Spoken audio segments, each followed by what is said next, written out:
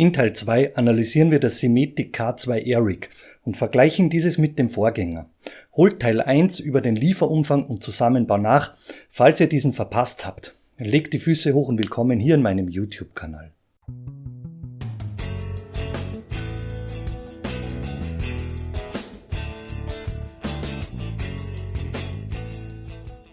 Zu Beginn wie gewohnt der Disclaimer. Simetic hat dieses Testmuster zur Verfügung gestellt, damit ich dies über einen längeren Zeitraum ausführlich für euch testen und reviewen kann. Es gibt keinerlei Auflagen oder Vorgaben hinsichtlich dieses Reviews und ich erhalte dafür kein Geld, doch nun kann's losgehen. Kapitel Nummer 1, die Einstellungen der Wheelbase. Alle Einstellungen beziehen sich auf meine Körpermaße von knapp 1,9 Meter Größe und so habe ich die höchste von 3 Lochpositionen bei der Wheelbase-Aufnahme gewählt. Gleichzeitig habe ich die Höhenverstellung über die Langlöcher an der tiefsten Position belassen. Hier wären über das Langloch nochmal um die 11 cm mehr Bandbreite in der Höhe möglich, wenn man 2 Meter groß ist oder deutlich höher sitzen möchte als bei mir der Fall. Vom Boden bis zur Oberseite der Querstrebe beträgt die Höhe bei meiner Einstellung ungefähr 66 cm. Zusätzlich habe ich die freien Lochpositionen mit den beigelegten Bolzen verschraubt, um die maximale Stabilität des K2R zu gewährleisten. Die Wheelbase-Aufnahmeplatte lässt sich verglichen mit dem Vorgänger um ca. 10 Grad stärker neigen und so bietet diese nun plus minus 15 Grad Bandbreite in der Winkelanstellung. Ich nutze den maximalen Anstellwinkel von 15 Grad, da meine Simucube Wheelbase keinen Anstellwinkel über das Gehäuse mitbringt. Die vierkantigen Aufnahmeprofile, die habe ich auf Endanschlag eingeschoben. Über die Profillänge könnte man diese etwa 13 cm in Richtung Sitzposition herausziehen. Und so geht's weiter mit Kapitel Nummer 2, die Stabilität der Wheelbase-Aufnahme. Wir kommen zum ersten Stresstest für das Simetic K2 Air Rig. Ich bin mit meinen beiden Direct Drive Wheels, dem Fanatec Podium DD1 und einer Simucube SC2 Pro, meistens mit Spitzen mit Peaks bis zu 15 Newtonmeter bei den großen oder GT-Lenkrädern unterwegs. Für den extremen Belastungstest stelle ich die Simucube SC2 Pro auf maximale Power von 25 Newtonmeter hoch. Bitte macht solche Versuche nie zu Hause nach. Hier besteht absolute Verletzungsgefahr. Ich stelle jetzt die Kamera um, setze mich ins Rig und werde euch das Ergebnis live ins Haus liefern und kommentieren. Viel Spaß damit. Szenario Nummer 1. Ingame 100% Force Feedback Power und über Simucube Tool Drive Software Overall Strength hier bei 32%, sprich 8 Newtonmeter Drehmoment. Das ist ein Drehmoment der derzeit kräftigsten riemengetriebenen Wheelbase, eine Fanatec CSW 2.5. Die Teststrecke: die alte Nordschleife mit einem BMW E36 V8 Judd.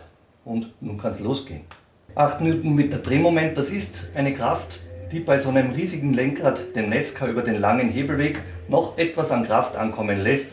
Und ihr merkt, wie zu erwarten, das Simetic K2R bleibt bei diesem Drehmoment völlig unbeeindruckt. Ihr werdet hier keinen Flex, kein Verwinden des Rigs vernehmen können und seid auf jeden Fall auf der sicheren Seite.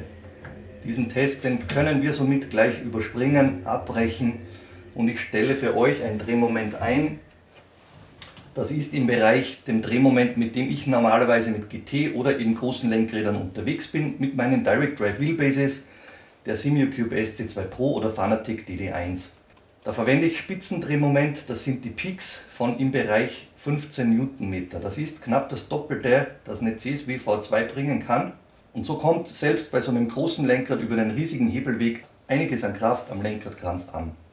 Das ist auch eine Power, wo ihr auf jeden Fall mit beiden Händen ordentlich zupacken müsst, um die Kontrolle über das Fahrzeug zu behalten. Seid ihr mit diesem Drehmoment über mehrere Runden Nordschleife unterwegs, dann werdet ihr einiges an Fitnessstudio ersetzen können und habt euer Workout hinter euch.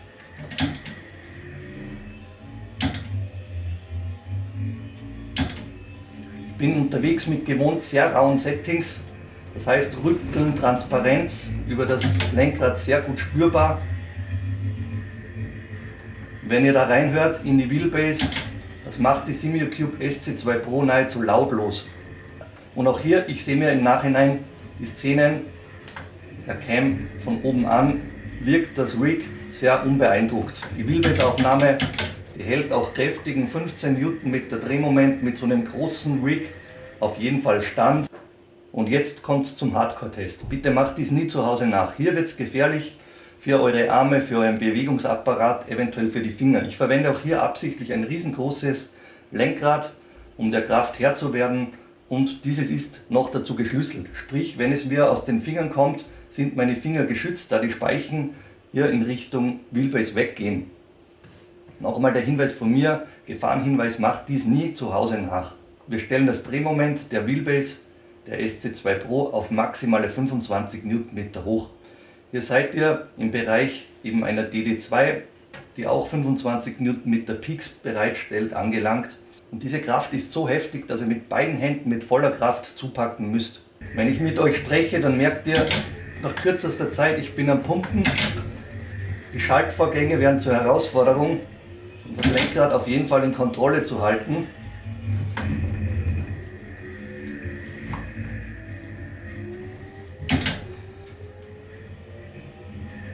Und hier auf den ersten Metern sieht es für mich aus,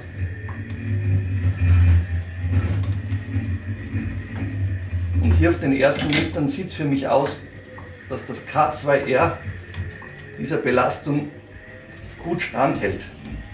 Wir könnten noch etwas Stabilität ins Rig bringen, indem ich das komplette Rig hier mit meinem Podest verschraube. Das würde noch etwas an Stabilität mit reinbringen.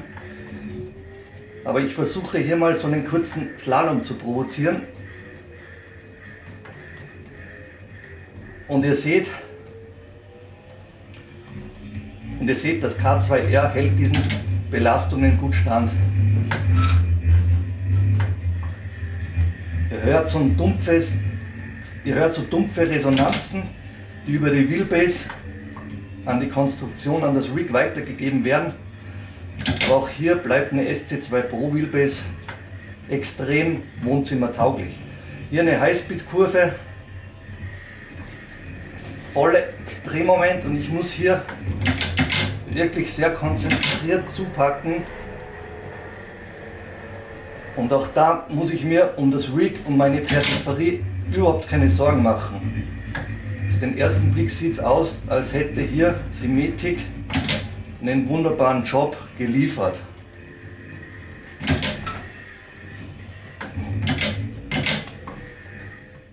Kapitel Nummer 3: Einstellungen der Pedale. Ich verwende derzeit Fanatec CSP V3 Pedale und habe diese über die Querstreben mit 4 Schrauben befestigt. Die Querstreben selbst habe ich dann mit je 4 Schrauben links und rechts samt Nuttensteinen mit den Aluprofilen verbunden. Ich habe die Pedale mittig gesetzt und es wären nach oben und unten je 6 cm Verschiebung möglich. Den Pedalwinkel über Simetic K2R habe ich auf 20 Grad eingestellt. Hier sind von 0 bis 25 Grad je 5 Grad Schritte Anpassungen möglich. Ich persönlich bevorzuge einen Pedalwinkel in der Nullstellung von 110 bis 115 Grad Fahrerseite gemessen. Und mit meinem Setting bin ich dann genau bei 113 Grad Anstellwinkel der Pedale in der Nullstellung gelandet. Bei vollgedrücktem Gaspedal liegen dann ungefähr 130 Grad an und das fühlt sich für mich sehr komfortabel an. Die komplette Pedalaufnahme, die könnt ihr in 2 Höhenpositionen fixieren. Und hier habe ich die untere Montageposition gewählt. Verwendest du die obere Etage, dann wandert die komplette Pedalaufnahme um ca. 5 cm nach oben. Und weiter geht's mit Kapitel Nummer 4, die Stabilität der Pedalhalteplatte. Auch hier gibt's den Test wieder live am Rig und ich drehte die 90 Kilogramm CSP V3 Low-Cell-Bremse mit maximaler Krafteinstellung.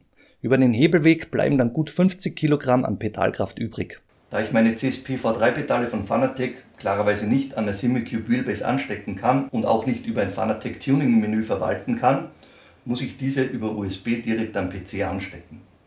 Ihr öffnet den Game Controller und bei Brake könnt ihr die Power der maximal 90 Kilogramm Low-Cell einstellen. Ich bin üblicherweise mit diesem Setting hier unterwegs, um die 70% der Brake Power. Das heißt, bei mir kommen von den 90 Kilogramm Low-Cell etwa 70 Kilogramm Low-Cell, sprich am Pedal um die 40 Kilogramm an. Das ist ungefähr dieser Kraftbereich, wo ihr relativ kräftig treten müsst.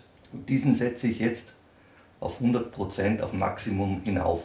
Das heißt, hier trete ich mit ordentlicher Power hinein, um die 90 Kilogramm Low-Cell die Bremsen auf Vollanschlag zu bringen. Da liegen dann über den Hebelweg ungefähr 50 Kilogramm Pedalkraft an. Ich stelle jetzt hier live die Kamera um und ihr könnt sehen, wie sich dies auf die Pedalhalteplatte bzw. diese ganze neue Konstruktion von Simetic auswirkt.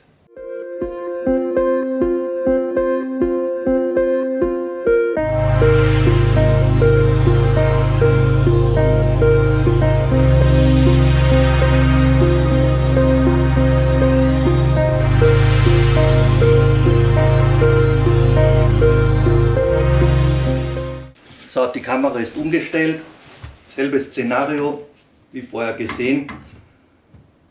Das sind ungefähr 50% Bremskraft und jetzt der Vollanschlag.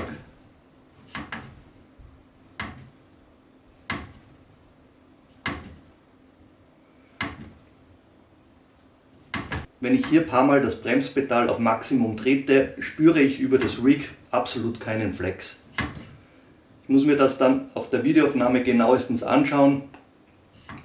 Vielleicht ist ein minimales Wippen dieser ganzen Konstruktion optisch vernehmbar, aber vom Feeling her trete ich hier auf eine absolut stabile Pedalkonstruktion, die kontrolliertes und dosiertes Bremsen auch am Vollanschlag zulässt.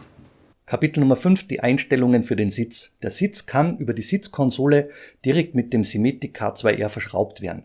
Über die Querstreben bzw. Langlöcher sind der Variabilität kaum Grenzen gesetzt, egal wie groß oder klein du bist. Die Montage gelingt sehr komfortabel und ich habe wie gewohnt zusätzliche Sitzschienen mit den Sitzkonsolen verschraubt und damit kann man dann gemütlich nach vorne und nach hinten sliden, wie man dies im echten Auto gewohnt ist. Weiter geht's mit Kapitel Nummer 6, die Ergonomie und Sitzposition. Auch hier gehen wir wieder live ans Rig, um alles ausführlich für euch zu besprechen. Und weiter geht's mit dem Sitzposition bzw. Ergonomietest.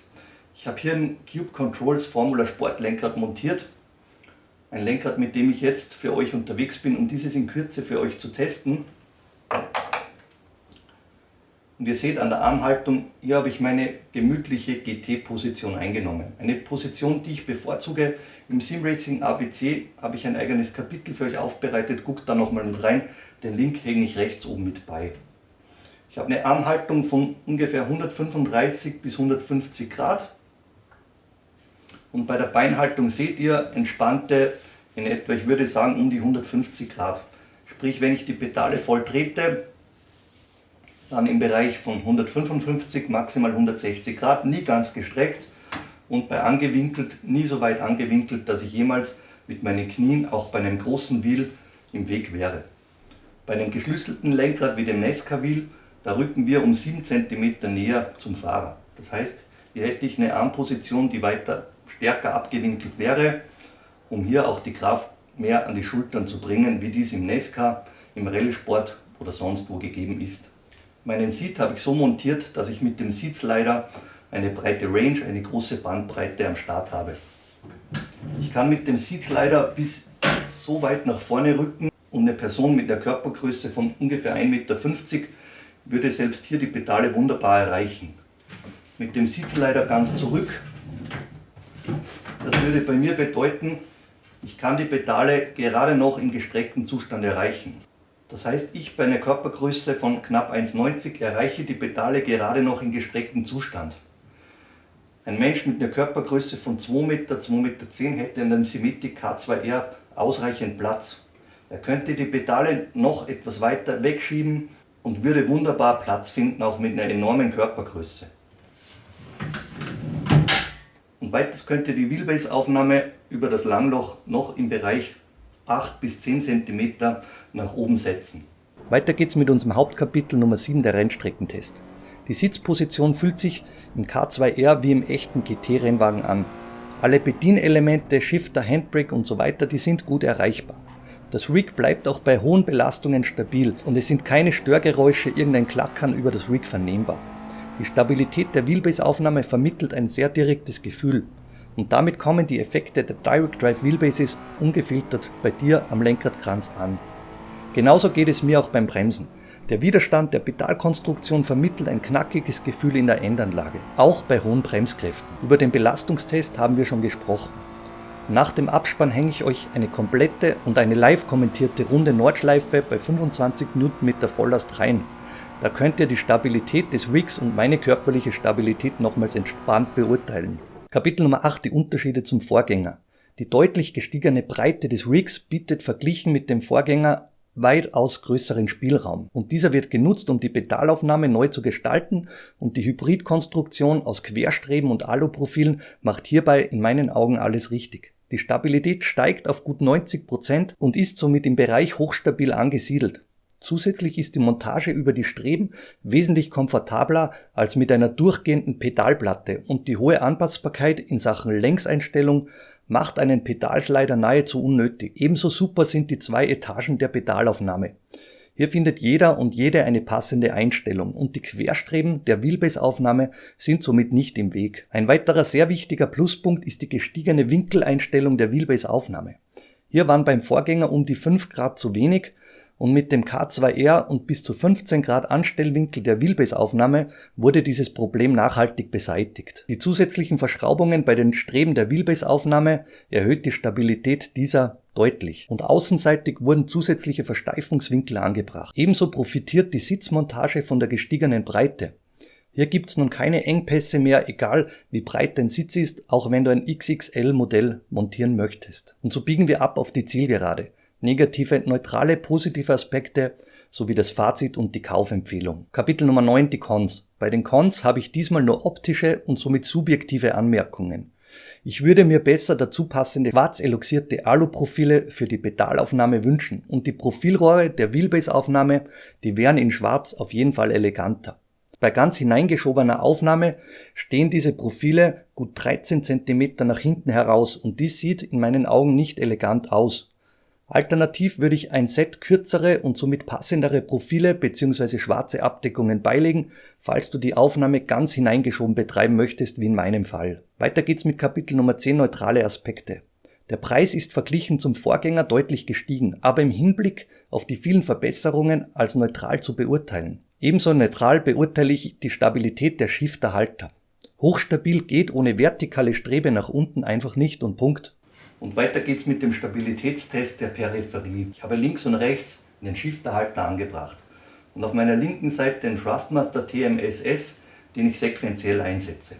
Ihr seht beim sequenziellen Shiftvorgang, den ich ordentlich und kräftig bei meinem Stabilitätstest auf der Nordschleife euch vorgezeigt habe, bleibt dieser sehr entspannt und beruhigt. Ein leichtes Vibrieren, ein leichtes Kippen, das ist vernehmbar und nie auszuschließen, wenn ihr so einen Shifter an den Rig montiert, ohne eine Strebe, eine vertikale Strebe nach unten, die diesen zusätzlich abstützt. Aber ich sage, durch diese 1 cm dicken Flanschplatten, die dieses Ding am Rig befestigen, ist hier ein Flex auch bei kräftigem Shift-Einsatz kaum vermerkbar. Ihr habt das Gefühl, dass dieser satt an Anschlag geht und ihr bei den Endanschlägen beim Up- und Downshifting nicht in den Flex reinarbeitet und dies sehr präzise, sehr korrekt bleibt. Auf der anderen Seite sieht es klarerweise mit dem Haarschaltungsshifter sehr ähnlich aus. Wenn ihr die Gänge einlegt, ihr habt nicht einen großartigen Flex, aber ein leichtes Vibrieren dieser ganzen Konstruktion. Hochfest hatte ich das bis dato nur an einem Rig, das hier eine Querstrebe nach unten hatte, oder bei meinem Selbstbau Holzrig, wo ich dies auch so bewerkstelligt habe. Aber hier müsst ihr klarerweise mit kleinen Vibrationen leben. Etwas kritischer wird es dann bei einer Handbrake, wenn ihr diese am Shifter montiert und direkt nach unten gegen die Aufnahme zieht. Dann werdet ihr einen leicht vermerkbaren Flex über diese gesamte Konstruktion, über diesen langen Konstruktionsarm vernehmen. Das könnt ihr hier relativ gut sehen. Wenn ihr brutal mit Shiftern umgeht und diese so wie ich montiert habt, dann werdet ihr dies auf jeden Fall spüren und merken. Hier kommt ihr nicht drum herum, diesen Shifter abzustützen mit einer vertikalen Strebe oder eben den Shifter woanders anzubringen. Ihr habt am K2R diverse Montagepositionen, könnt diesen auch ziehend an der Grundrahmenkonstruktion befestigen, um diesem auf den Weg zu gehen. Wollt ihr diesen aber direkt in Lenkradhöhe neben dem Lenkrad montiert haben und so wie ich nach unten ziehen, dann müsst ihr mit einem leichten kleinen Flex auf jeden Fall leben. Die Stabilität wird für die meisten von euch in Ordnung gehen, aber es würde einer kompletten Neukonstruktion bedürfen, wenn man den Flex des Shifterhalters komplett ausschließen möchte. Und weiter geht's mit Kapitel Nummer 11, die Pros. Ihr habt eine super einfache Montage, ein vorbildliches Verpackungsdesign und ein sehr gutes Zusammenbau-Tutorial auf der Homepage. Hier kann nichts schiefgehen, auch wenn du das erste Mal ein Rig zusammenbauen willst. Sogar die Nutensteine der Aluprofile sind mit Kartoneinlagen in Position gebracht. Und hier hat Simetic in Sachen Benutzerfreundlichkeit wirklich an alles gedacht. Die Stabilität des K2R Rigs steigt durch die Verbesserungen im Vergleich zum Vorgänger in Richtung hochstabil an und liegt mindestens auf dem Niveau meines letzten SimLab TR1, welches in einer ähnlichen Preisklasse wie das K2R angesiedelt ist. Ebenso profitiert das Simetic K2R durch die deutlich gestiegene Breite verglichen mit seinem Vorgänger in puncto Flexibilität. Und ein weiterer Pluspunkt ist die sehr gute Ergonomie. Hier findet jeder und jede, egal ob groß oder klein, die perfekte ergonomische Sitzposition. Und wer GT-Style liebt, der wird auf Anhieb mit dem Simetic K2R glücklich werden. Und ein letzter Pluspunkt kann für dich die Optik sein. Ich hatte schon diverse Rigs im Haus und bin in Sachen Alu-Profil-Look einfach kein unbedingter Fanboy. Mit den schwarz eluxierten Alu-Profil-Rigs wird's für mich optisch gesehen etwas besser mit den Alu-Rigs, aber schöner finde ich persönlich eine Konstruktion wie im Fall des Simetic K2R, ohne jetzt die Alu-Profil-Fans beleidigen zu wollen. Und ein weiterer positiver Aspekt ist die Idee mit dem Sticker-Set, welches das Rig persönlicher erscheinen lässt. Und die schöne Alu-Plakette mit Seriennummer, die tut ihr Übriges. Und weiter geht's mit Kapitel Nummer 12, Fazit und die Kaufempfehlung. Simetic hat in meinen Augen seine Hausaufgaben gemacht und liefert ein in vielen Punkten verbessertes Produkt ab. Das erste K2 macht einen guten Job zum sehr günstigen Preis, den das K2R nicht mehr halten kann. Aber durch spürbare Verbesserungen ist der gut 30%ige Aufpreis in meinen Augen noch gerechtfertigt und nicht überzogen, aber klarerweise kein Schnäppchen. Für nahezu jedes Peripherie gibt es Zubehör und so sollte für deine Präferenzen alles dabei sein. Ihr kennt meinen Kanal, den ich immerzu versuche objektiv zu befüllen, aber beim Simetic K2R gibt es wirklich sehr wenig zu kritisieren.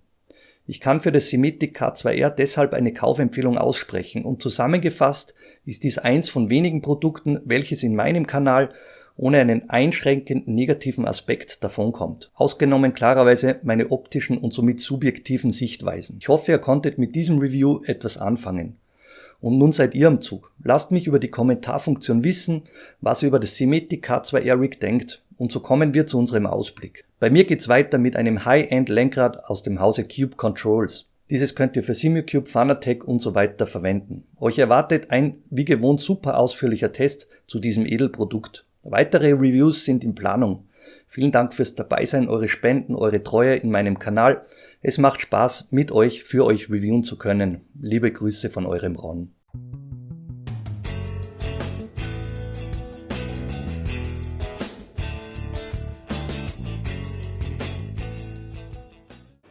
Und jetzt kommt das Video für nach dem Abspann. Ich mache ungefiltert, ungeschnitten eine ganze Runde Nordschleife mit 25 Newtonmeter Drehmoment. Ich werde mal sehen, ob ich dies überhaupt durchhalte, damit ihr euch die Kräfte ungefähr vorstellen könnt, die hier anliegen, die das Rig verdauen muss und was hier an Arbeit zu leisten ist. Ich werde versuchen, das Ganze für euch mitzukommentieren. Ihr könnt live dabei sein und viel Spaß damit. Simucube 2 TrueDrive Software, 100%, 25 Newtonmeter Drehmoment, Assetto Ingame 100% Force Feedback Power und los geht's.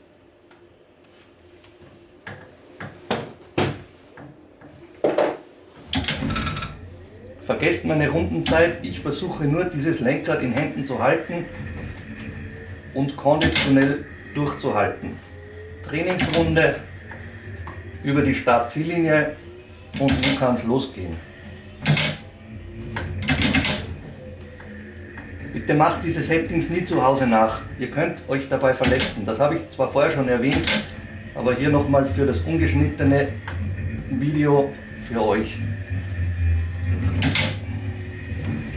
Die Herausforderung ist auf jeden Fall rechtzeitig zu schalten, um nicht hier einen Schlag in der Kurve und so weiter zu bekommen, wo ihr dann nur mit einer Hand am Lenkrad seid. Das könnte schlimm ausgehen.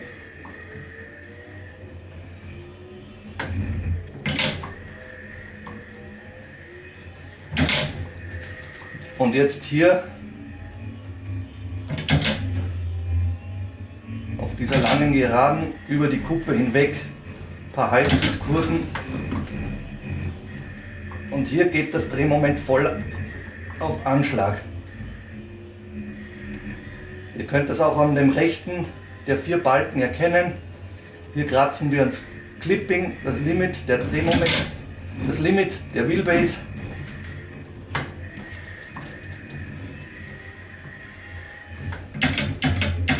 Und ab diesem Zeitpunkt beginnt es in den Fingern anstrengend zu werden. Die Hände haben reichlich zu tun, durch die Fuchsröhre dieses Ding unter Kontrolle zu halten.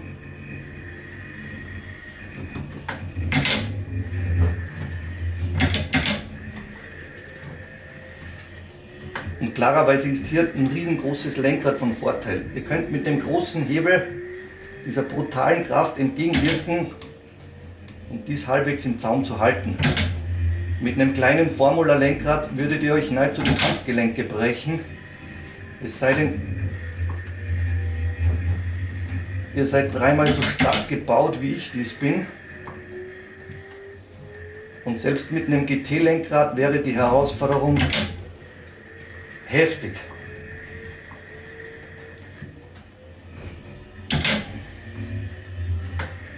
Ich fahre diesen E36 Cut deswegen so gern, weil dies eine absolute Fahrmaschine ist und hier so viel am Lenkrad an Force Feedback, an Transparenz rumkommt. Hier habe ich mir den Schaltvorgang erspart, um die Hände am Lenkrad zu belassen.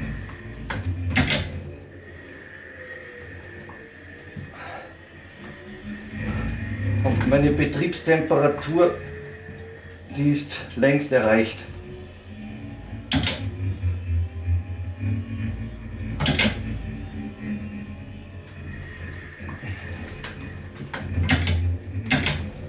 Für mich auch ungewohnt, jetzt nach längerer Zeit wieder auf dem Bildschirm unterwegs zu sein. Üblicherweise mache ich dies mit VR, aber für diesen Test auf jeden Fall wesentlich bequemer, als unter einem VR-Helm zu schwitzen.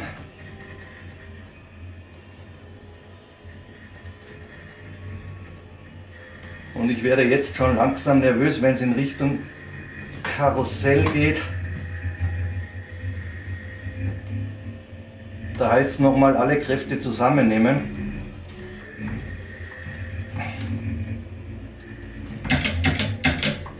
Schaltvorgänge rechtzeitig abschließen. Und auf geht's. Boah.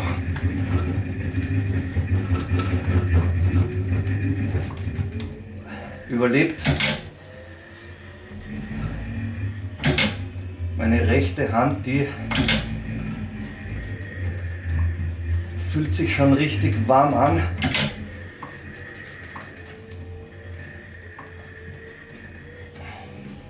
Und jetzt achten wir darauf, eine halbwegs vernünftige Linie zu erwischen, um diese Runde schnell hinter uns zu bringen. Wir nehmen auch die Curbs leicht mit. Ihr hört die wahnsinnig ruhige Geräuschkulisse der SC2 Pro Wheelbase. Hier habe ich volle Transparenz am Lenkrad. Ihr hört kein Klackern, kein Krachen aus dieser Wheelbase heraus und das bei Vollanschlag. Absolut verrücktes Szenario, das ihr im Alltag nie nutzen werdet. Wie gesagt, ich habe hier meine 15 Newtonmeter Drehmoment Peaks maximal und bin jetzt mit diesem Setting weit darüber.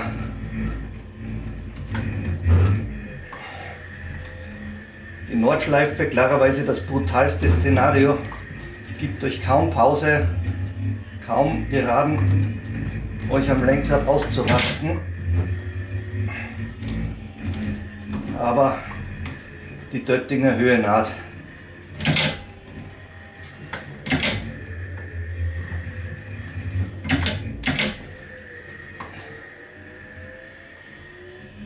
Ich werde morgen einen Muskelkater in den Handgelenken haben, wenn es sowas gibt. Aber das war es mir heute wert.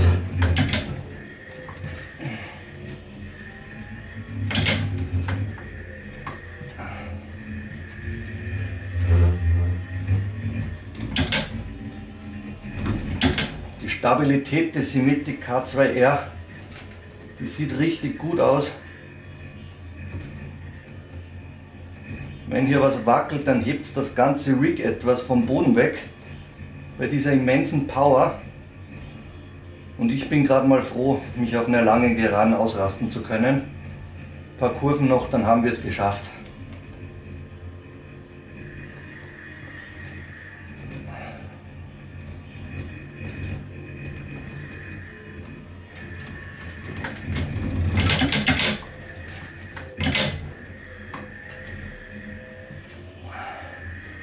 Links, rechts und über die Zielgerade. Eine Runde Nordschleife, Vollanschlag.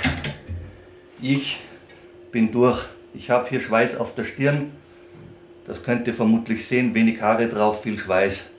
Vielen Dank fürs Dabeisein und liebe Grüße, euer Ron.